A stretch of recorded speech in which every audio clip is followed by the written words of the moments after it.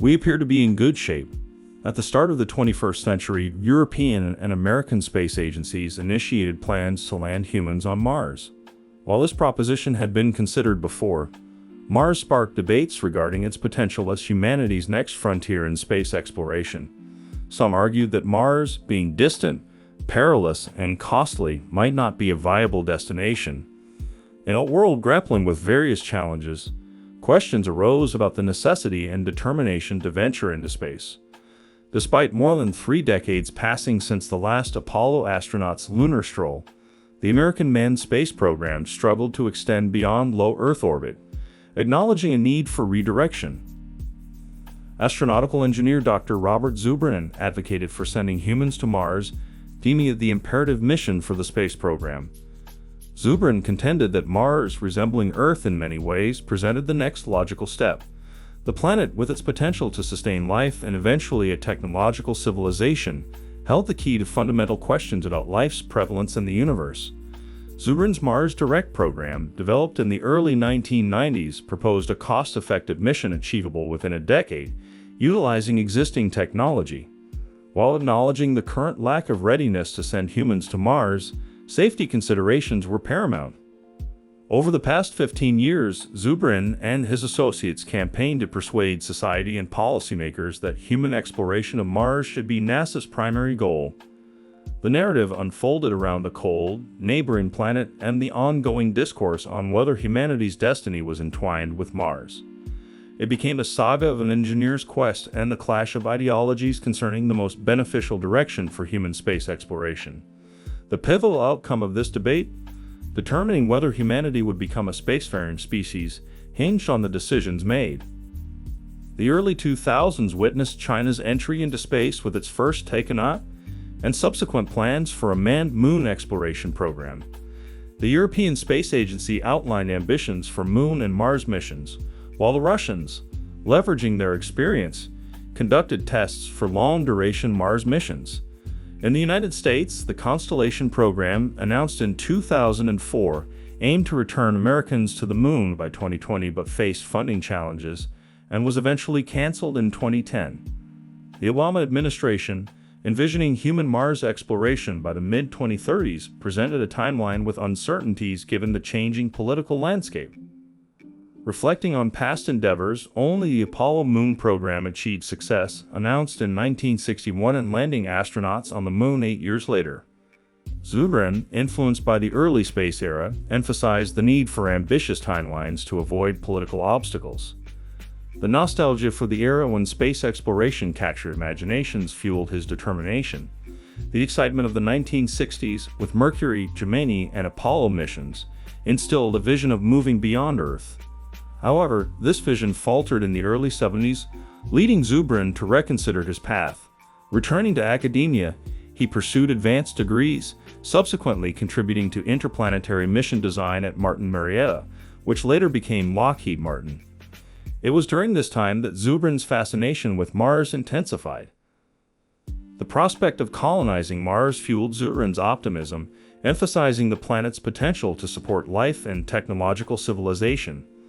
Despite Mars' current frozen state, evidence suggested a warmer and wetter past about 2 billion years ago, potentially conducive to life. Zubrin saw Mars as a tangible frontier where human exploration made sense, not just scientifically but also philosophically and societally. While critics pointed to the considerable costs associated with space programs, Zubrin argued for considering the future and opening new chapters in human history. In conclusion, the narrative encompasses the evolving discourse on Mars as a destination for human exploration, with Dr. Robert Zubrin at the forefront of advocating for this ambitious mission. The tale unfolds against the backdrop of international space endeavors, political shifts, and the lingering question of whether humanity's destiny lies beyond Earth. It emphasizes the importance of Mars as a potential second home for humanity and the philosophical quest to answer the age-old question: are we alone in the universe? One of the valuable outcomes of the Apollo program was the generation of intellectual capital, inspiring millions to pursue careers in science and engineering, contributing to the great adventure of human expansion into space. The Apollo program sparked a sense of accomplishment, with people associating the phrase, "if we can go to the moon, we can," with various ambitious goals from building mass transit to curing cancer. This endeavor brought out the best in society, particularly the generation of engineers and scientists responsible for advancements like computers and cell phones. Dr. Robert Zubrin, emphasizing the importance of challenges and civilizations, believed that setting ambitious goals, such as sending humans to Mars, would yield immense payback. According to him, civilizations thrive on challenges and decay without them. He highlighted the historical pattern of progress resulting from pushing the limits of frontiers. The choice, as he saw it, was between growth and decay, urging for continuous growth. In 1989, the first President Bush announced the Space Exploration Initiative, aiming to return humans to the Moon and develop a program for manned Mars exploration. At Martin Marietta, Zubrin and his colleagues were excited about the national commitment to such a program. However, the 90-day report developed by NASA proposed an excessively complex mission, including a lunar base, enormous hangars, and free-floating fuel depots. This plan, known for its complexity, faced political challenges and was estimated to cost a staggering $450 billion, leading to its rejection by Congress in 1990. Recognizing the shortcomings of the 90-day report, Zubrin proposed a more direct approach to Mars missions. He favored launching a Mars mission directly from Earth's surface, eliminating the need for a lunar base and avoiding the complexity of building ships in space. Zubrin objected to the short surface stay mission on Mars, advocating for exploration and development of the planet. He suggested a conjunction-class mission with a faster flight path, allowing for a 6-month journey to Mars, a year and a half on the Martian surface, and a 6-month return trip. Facing resistance from the traditional mission plans, Zubrin and a small team, known as the Scenario Development Team, designed alternative Mars missions. Collaborating with David Baker, Zubrin proposed a mission launched directly from Earth's surface, using local resources on Mars to minimize complexity. One radical idea involved producing methane oxygen rocket fuel directly from the Martian atmosphere, substantially reducing the weight of the return ship. The team also explored extracting oxygen from the Martian atmosphere for breathable air. To address the issue of mission mass, Zubrin and Baker split the Mars Direct mission into 2 parts, sending the return vehicle with its propellant plant ahead of the human crew. This innovative plan, named Mars Direct, achieved their goals of cost effectiveness, short development time, utilization of existing technology, and extended stay on the Martian surface. The proposal allowed for 2 separate direct-to-Mars launches, ensuring a fully fueled ship on the Martian surface before the human crew departed Earth. In conclusion, the narrative illustrates the journey from the ambitious space exploration initiative to the development of Mars Direct, highlighting the challenges and innovative solutions proposed by Dr. Robert Zubrin and his team.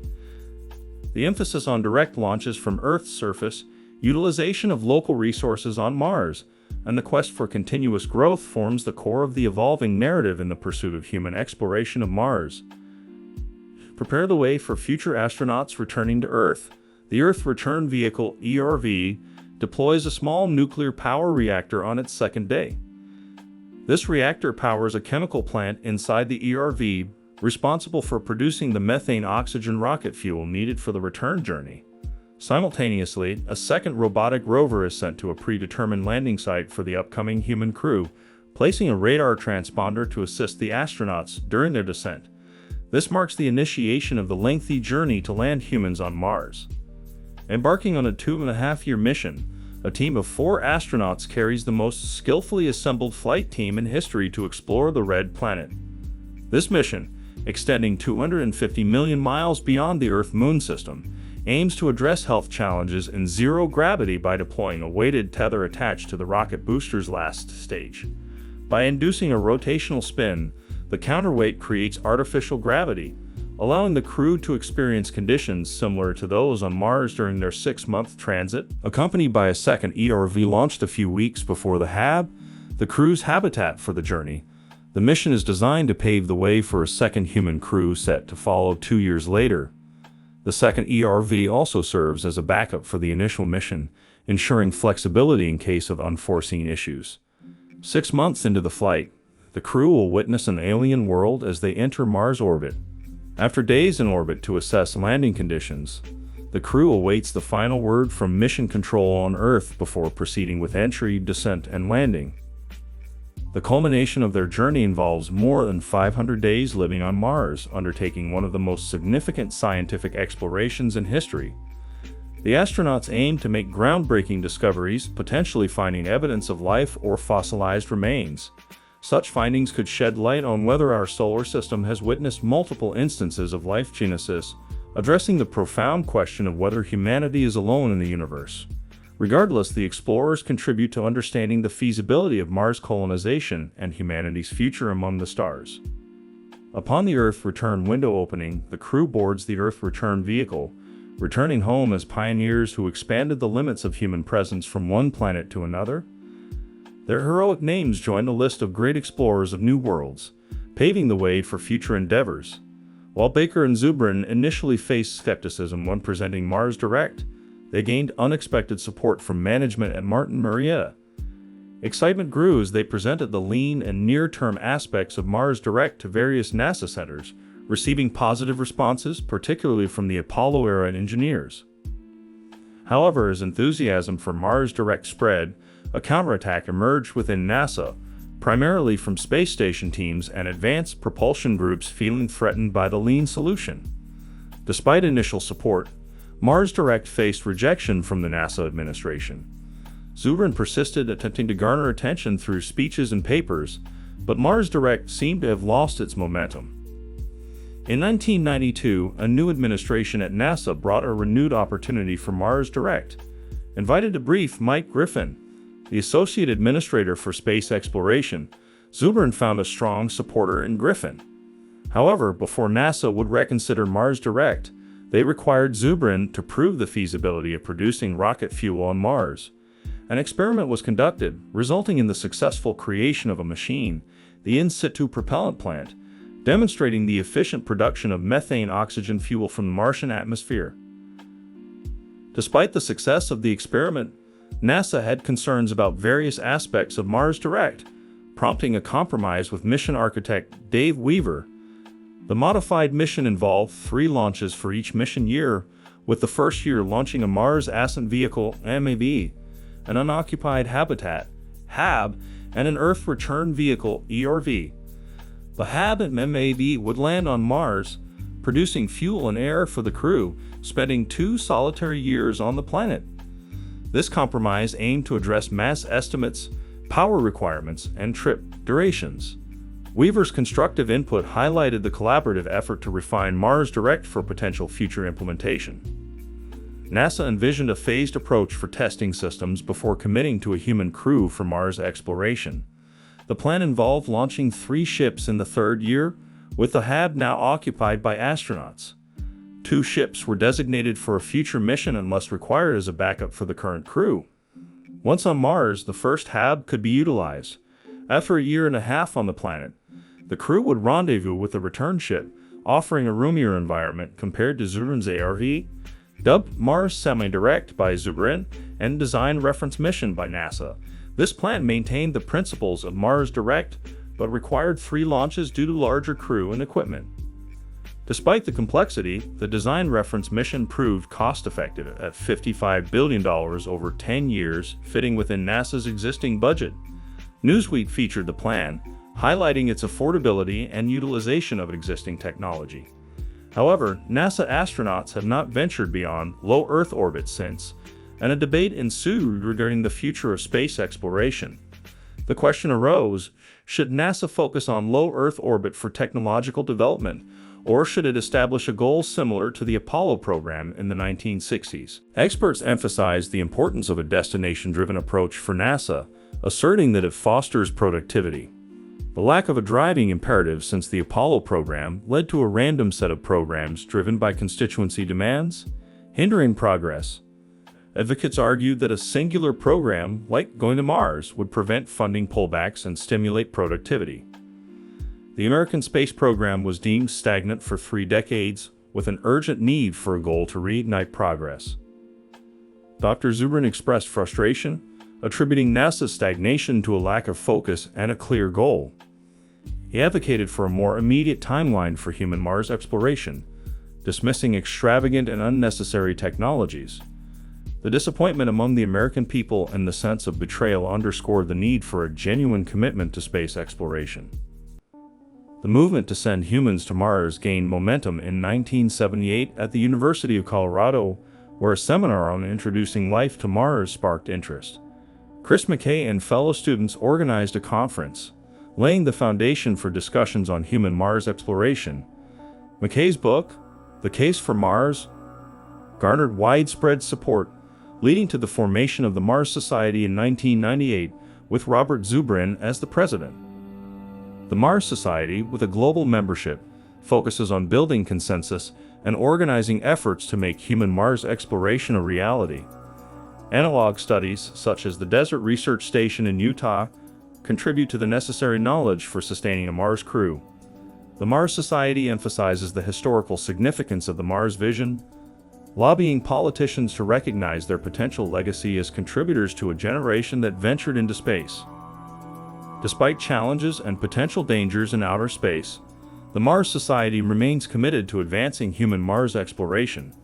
The analog studies and international collaboration reflect the determination to overcome obstacles and turn the vision of sending humans to Mars into a historic reality. A severe breakdown of equipment during a Mars mission could lead to the crew's demise, and some argue that the risk of failure is unacceptably high. Drawing an analogy to medieval maps populated with dragons, individuals hesitant about space exploration have filled their maps of the solar system with metaphorical dragons, such as cosmic radiation, zero gravity, and back contamination. Despite these challenges, proponents like Zubrin believe these issues are surmountable. Outer space presents astronauts with two types of radiation: solar flares and cosmic rays. Solar flares, intermittent bursts of protons from the sun, pose a threat to unshielded human crews. Understanding radiation and developing mitigation strategies is crucial. Zubrin's Mars Direct plan proposes a central insulated core where the crew can seek refuge during a solar flare, using the mission provisions as a protective shield. This approach aims to prevent harmful radiation doses to the astronauts. The second type of radiation, cosmic rays, is a constant stream of charged particles from interstellar space. Shielding against cosmic rays requires substantial protective measures. While Earth experiences some similar radiation at high altitudes, a Mars mission entails prolonged exposure. The estimated radiation dose over the 2.5-year mission is around 60 rem, with a potential 1% increase in the crew's statistical risk of cancer later in life. The psychological impact of the mission, marked by immense distances, constant outer space threats, and confinement, could be profound. Fear is acknowledged as a normal response for astronauts, and the psychological toll is a genuine concern. Cabin fever, the fear of confinement, and potential psychological stressors during the mission are valid worries. However, some argue that historical comparisons, like 19th century sailing crews enduring extended periods away from home in challenging conditions, highlight the relative advantages of a human Mars mission with modern support systems and global encouragement. The Mars Direct crew is anticipated to spend a significant portion of their time within the specially designed habitat, HAB, a two-story structure aimed at fostering psychological well-being despite the inevitable confinement. The communal galley/wardroom area, resembling terrestrial homes, is envisioned as a central space for activities, featuring chairs, a table, and a large screen for entertainment. Individual staterooms, about 4 to 5 feet wide, would provide crew members with a degree of privacy, while continuous communication with loved ones and colleagues on Earth is expected to be nearly unlimited. Selecting and testing the Mars crew will be a meticulous process to ensure their capability to endure extreme isolation. The need for a well-balanced and harmonious crew is emphasized, acknowledging the challenge of living together for 2.5 years. Despite the potential loneliness of the journey, many individuals would willingly volunteer for such a historic and monumental adventure, recognizing the lasting impact of participating in the extension of human exploration beyond Earth. Addressing concerns about bat contamination, the notion that Mars missions may introduce harmful pathogens to Earth is regarded by some as unfounded. The idea that Martian diseases could pose a threat is considered unlikely, given the absence of megaflora or megafauna on Mars. However, strict protocols, similar to those applied to Apollo astronauts returning from the moon, would be implemented to prevent any potential extraterrestrial material from harming Earth. Upon landing on Mars, the crew will witness an unprecedented sight, a new world unseen for 4 billion years. That historic moment of the first human stepping onto the Martian soil will be broadcast to millions of viewers on Earth, marking the inception of a potential new branch of civilization. The crew's primary mission objective is to search for signs of microscopic life by exploring areas associated with ancient water flows, as water is considered a key factor in supporting life.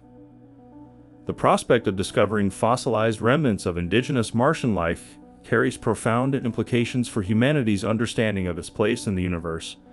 The ultimate question arises: will Mars evolve into a new branch of human civilization? As subsequent missions explore wider areas, establishing bases with thermal vents for water and power supply becomes a priority. The vision includes interconnected hubs, creating a permanent human presence on Mars. The scientific community on Mars will need to achieve self-sufficiency, utilizing the planet's resources for survival. Mars, with its critical features like a suitable day length, abundant building materials, and frozen water, holds the potential for habitation. The goal is not immediate physical inhabitation but intellectual habitability. The idea is that with human ingenuity, scientists will learn to live off the Martian land, growing crops, producing oxygen, and eventually, children born on Mars will become the first true Martians. Over time, settlers, not just scientists, will join, making Mars a home for an expanding community. Individuals may journey to Mars for diverse reasons, viewing the red planet as an opportunity for a fresh start and the chance to forge a new life.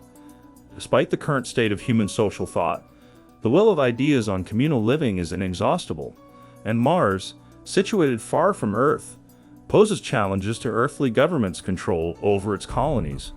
With the need for self-governance, Mars is envisioned not as a utopia but as an open frontier, a testing ground where novel societal experiments rooted in 21st century wisdom could unfold. The dream of Martians is ultimately to terraform their planet, making Mars as hospitable as Earth. The prospect of terraforming Mars may not be as fantastical as it appears. Unlike Earth, a biologically rich planet, Mars presents an opportunity for human engineering to revive a planet that has experienced environmental degradation. The initial step involves warming Mars, a process achievable by trapping sunlight through a greenhouse effect. Building small automated factories to produce super greenhouse gases tailored for Martian conditions is proposed. Within decades, this could raise Mars' temperature by over 10 degrees Celsius, initiating a cascade effect where trapped carbon dioxide in the soil is released, thickening the atmosphere and creating a natural warming cycle. As Mars warms, air pressure would rise, allowing human colonists to discard pressure suits and navigate the surface with only oxygen supplies. The melting of frozen water in the soil would result in liquid water on Mars for the second time in its history, fostering an environment conducive to life. Indigenous Martian organisms, if dormant, would awaken, potentially making Mars a habitat for native life.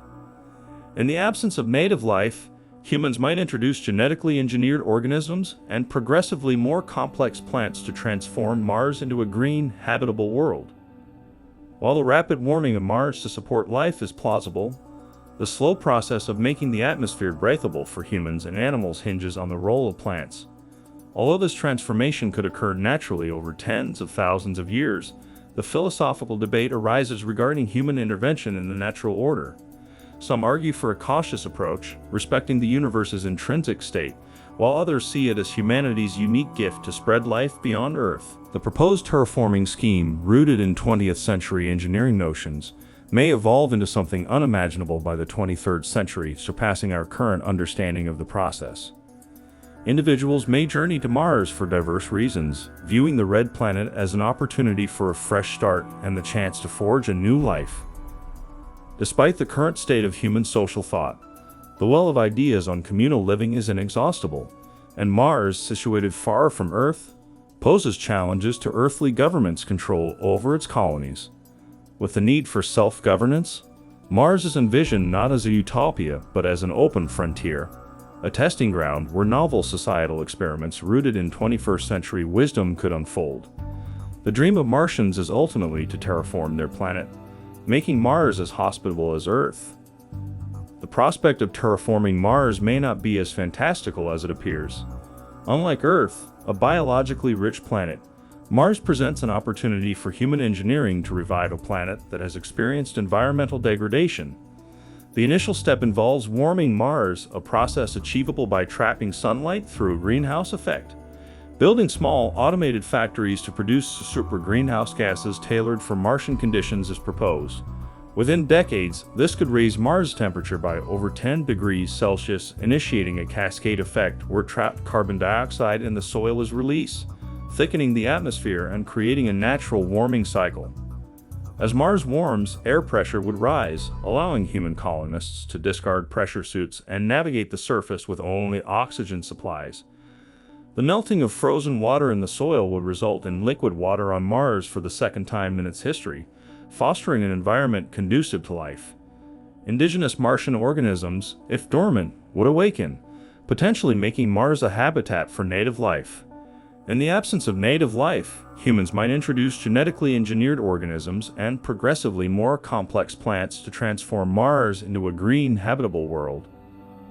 While the rapid warming of Mars to support life is plausible, the slow process of making the atmosphere breathable for humans and animals hinges on the role of plants.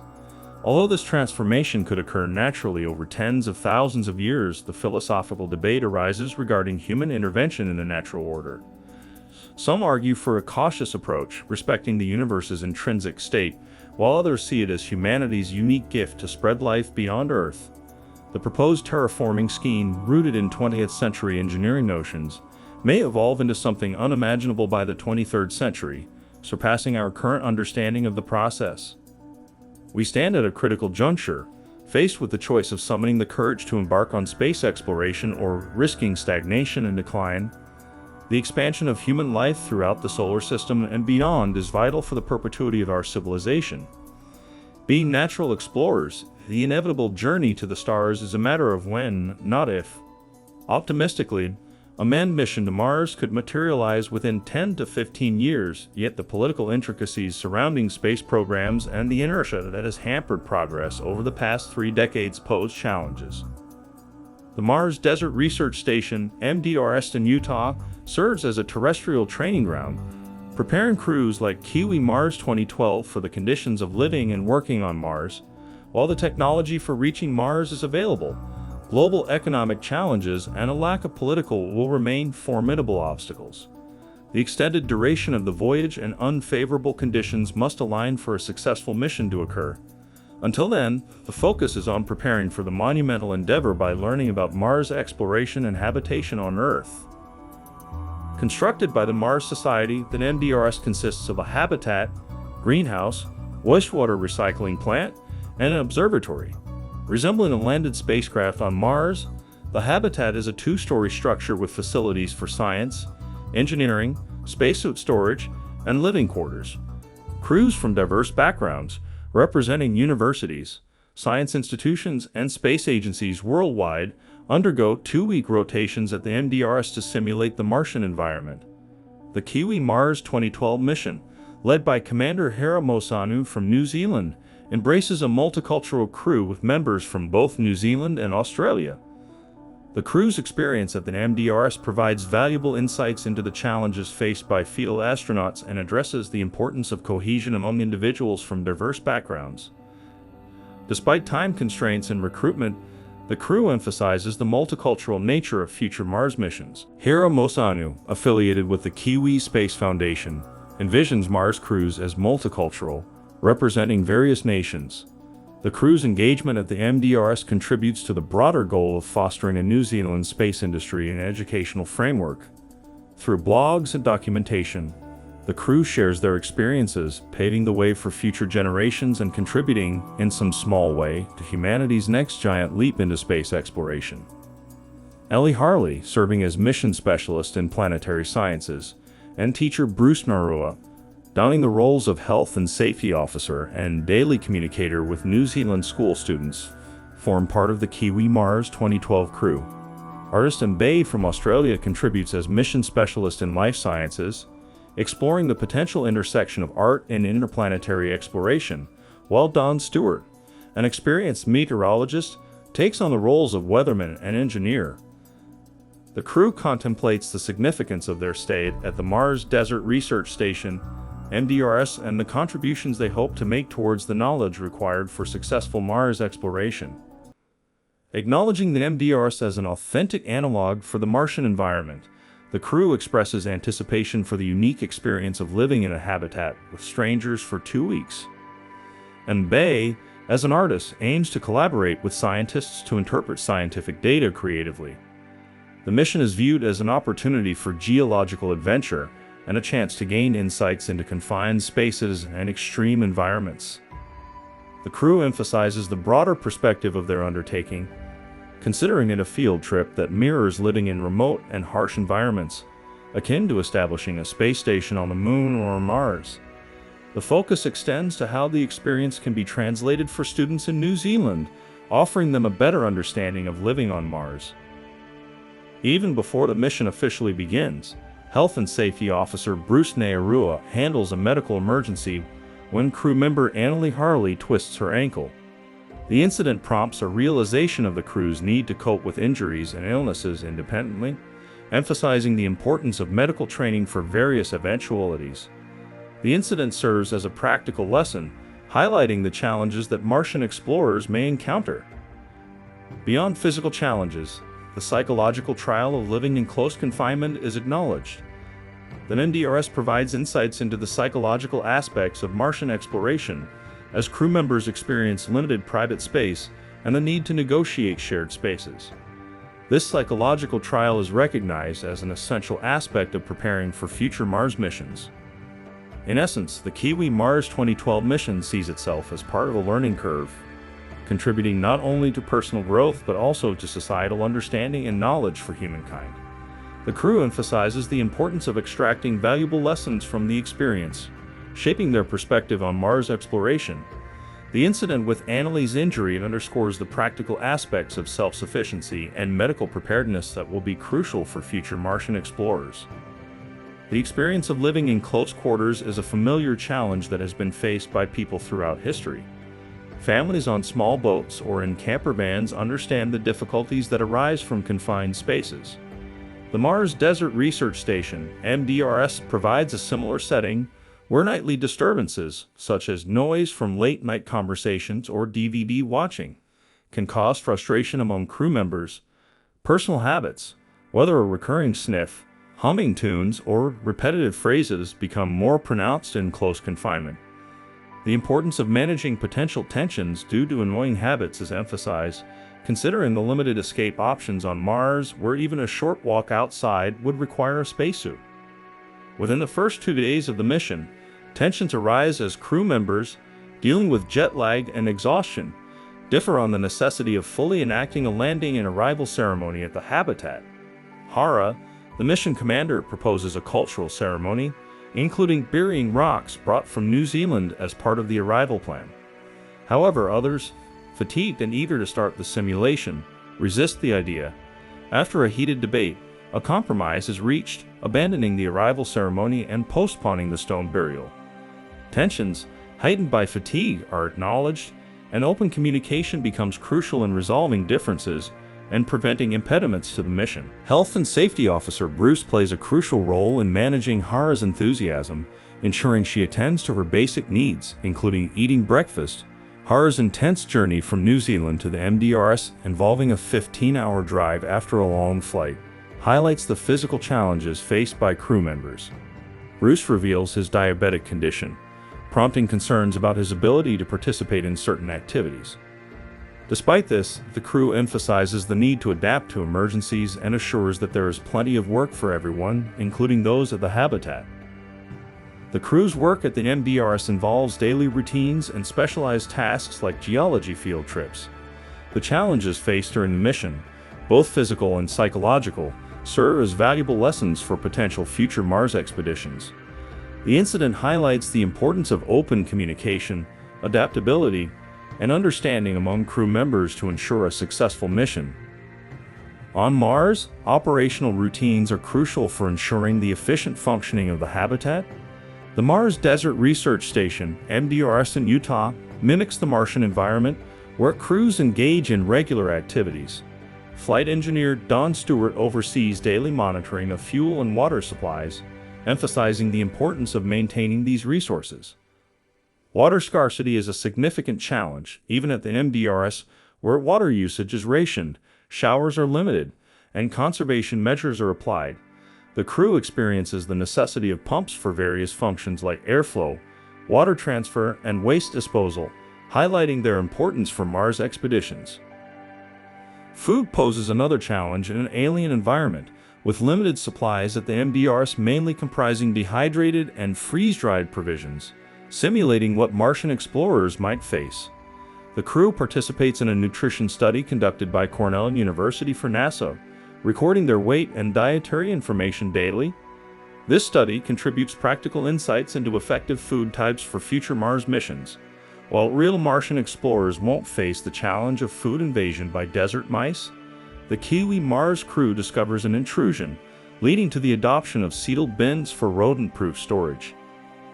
Adjacent to the habitat, a greenhouse, initially intended for recycling gray water and experimenting with plant growth, lies in disrepair. Water recycling, crucial for Mars missions, is exemplified by the space station's 75% water recycling. Mars explorers may extract water from ice below the surface, but efficient recycling remains essential during the journey.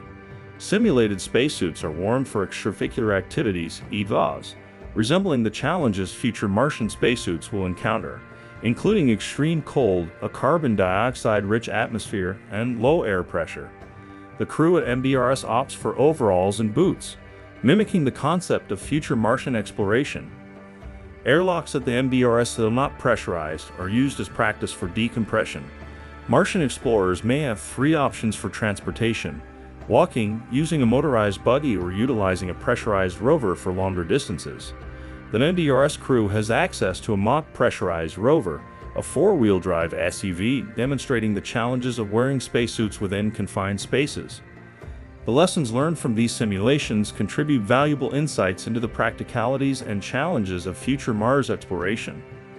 The all-terrain vehicles, or quad bikes, at the Mars Desert Research Station, MDRS, are an effective means for exploring the local environment. However, their range on Mars would be constrained by spacesuit air supply, requiring potential modifications like auxiliary tanks. Human explorers on Mars could accomplish tasks in hours or days that currently take rovers weeks or months. The ability to physically handle rocks and gather specimens in a shorter time frame would significantly enhance geological exploration. Mission 118 at MDRS explores the Utah Desert's geological features, searching for specimens and signs of water activity. The crew, without spacesuits due to the high temperature, engages in an experiment to understand the catchment area's geology. Fossils, a key clue to past life on Mars, are abundant in the Utah desert. Fossilized oyster shells, dating between 60 million and 160 million years old, indicate the presence of water and marine life in what is now a desert. The layered strata visible in the desert landscape provide insights into geological processes spanning millions of years. Rovers like Spirit, Opportunity, and Curiosity have been crucial for NASA's Mars exploration, focusing on rocks and features indicative of past water presence. Similar strategies are applied by the Kiwi Mars crew in Utah. Concretions, natural formations resembling pearls, are found near the hab, showcasing past water activity. These formations, known as blueberries on Mars, were discovered by Opportunity's camera. Scientist John Bruce from NASA Ames visits the Kiwi Mars crew, emphasizing the relevance of the Utah environment to Mars exploration. Despite differences in atmosphere and temperature, geological features resembling Mars, such as inverted river channels and steep gullies, are present. The crew's rock and fossil collection expands with finds like shark's teeth, gypsum, and petrified wood, offering valuable insights into the geological history of the area. The Morrison Formation, with clearly delineated layers, reveals the sedimentary history shaped by freshwater, seawater, desert, and plant life over eons. The diverse findings contribute to a growing understanding of Mars-like geological environments and potential sites for life. A short while ago, we were examining a microscope. I instructed you to inspect the plate before peering through the eyeglass. Initially, you claimed there was nothing on the plate, but upon looking through the eyeglass, a small pebble was discovered, illustrating the relative scales of observation. Besides the scientific tasks Martian explorers will undertake, there's a need for recreational and reflective activities, shaping their personalities within the habitat and potentially on the Martian surface. The Mars expedition mascots, Tupu, a kiwi, and Kim, a kangaroo, serve as reminders of their homes. Cultural identity is symbolically represented by the planting of a flag, a tradition observed by the Apollo astronauts on the Moon and likely to occur on Mars. The MDRS habitat in Utah already displays the Martian flag, symbolizing hope and ambition for a terraformed future. Members of the Kiwi Mars crew bring diverse cultural identities and personal passions to Utah. Bruce Narwa incorporates his Maori heritage by showcasing the Maori flag, Hera celebrates her Romanian origins, and Don Stewart paints the Aboriginal flag over the Australian flag, emphasizing the presence of the original inhabitants. Recognizing the artistic potential of the desert soils, Don decides to transform some into clay, creating a bowl as a souvenir for the crew. Annalie explores art, focusing on drawings of people in spacesuits for an upcoming exhibition. While the crew brings personal items, what they send back to Earth is equally significant. Teacher Bruce maintains daily communication with Kiwi Mars Mission Control, answering questions from school students eager to learn about life on Mars. The exchange includes details about their food, daily routines, and experiences in spacesuits. Communication delays on Mars will pose challenges, with signals taking up to 20 minutes to travel between the planets. The Kiwi Mars mission progresses with its daily routines, field trips, and exploration of the breathtaking desert landscape. As the mission nears its end, the crew, led by Hera, creates a ceremonial Maori compass using rocks on the ground. Hera and Bruce symbolically bury rocks from Arran Bay on the coast of Wellington, New Zealand, under the light of a full moon. Hailing from the region aptly named Red Rocks, the Kiwi Mars crew decides to place a Maori star compass in the solar garden at MDRS, symbolizing their curiosity and acknowledging the Polynesian people's navigational prowess using stars. As their 2-week stay at the Mars Desert Research Station concludes, the crew, on their final day together, reflects on the significance of the mission. They share individual highlights and personal growth experiences. One crew member expresses awe at the fossilized tree in Lee Canyon, seeing it as a representation of life and beauty in the Martian landscape. The unexpected beauty of the surroundings and the adaptability of creatures to the environment become poignant analogies for human adaptation. Learning about stones and geology from Ali stands out as a tremendous educational experience for another crew member, enriching their knowledge. Communicating with students is highlighted as a significant joy, turning the Mars experience into an expansive classroom where knowledge is shared synchronously. Factory Buddy stands out as a visual marvel, symbolizing the incredible landscape surrounding the habitat. Communicating with students is highlighted as a significant joy, turning the Mars experience into an expansive classroom where knowledge is shared synchronously. Factory Buddy stands out as a visual marvel, symbolizing the incredible landscape surrounding the habitat. The crew acknowledges the challenges of living and working together, but feels a sense of accomplishment. As the crew prepares to leave, they reflect on the kilograms of geological samples they're taking back, emphasizing the importance of their research and interactions with students in New Zealand. Despite potential skepticism about the mission's contribution to humanity's giant leap, the crew defends its success, emphasizing the diverse objectives of each organization involved. They view the simulation as authentic, irrespective of the habitat's material composition. With a sense of accomplishment, Kiwi Mars 2012 concludes its mission at the Mars Desert Research Station. The crew contemplates that the station may offer a platform for personal realization more than directly contributing to reaching Mars.